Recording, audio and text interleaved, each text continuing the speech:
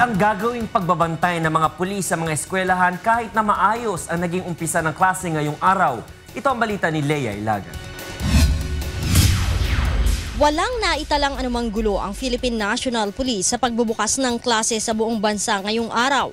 Ayon kay PNP OIC, Police Deputy Director General Leonardo Espina, generally peaceful ang first day ng classes dahil maayos na nakapasok sa mga eskwelahan ang mga estudyante nang walang anumang aberya.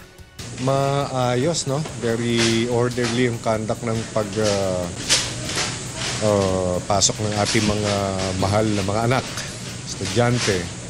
Sinabi pa ng General na hindi rin muna nila tatanggalin ang mga pulis na nagbabantay malapit sa mga eskwelahan para sa kaligtasan ng mga mag-aaral.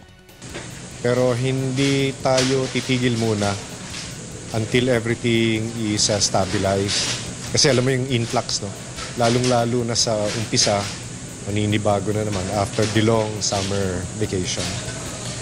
Katulong nila ang ibang ahensya ng gobyerno upang mapanatili ang kaayusan ngayong pasukan tulad ng MMDA na nagmamando naman sa traffic.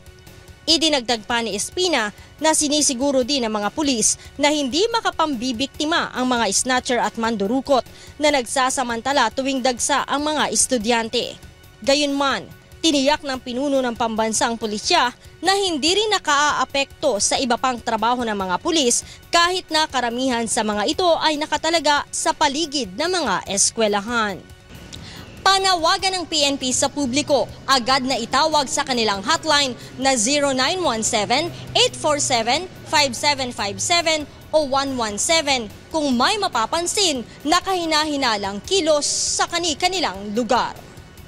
Leia Ilagan, UNTV News, Worldwide.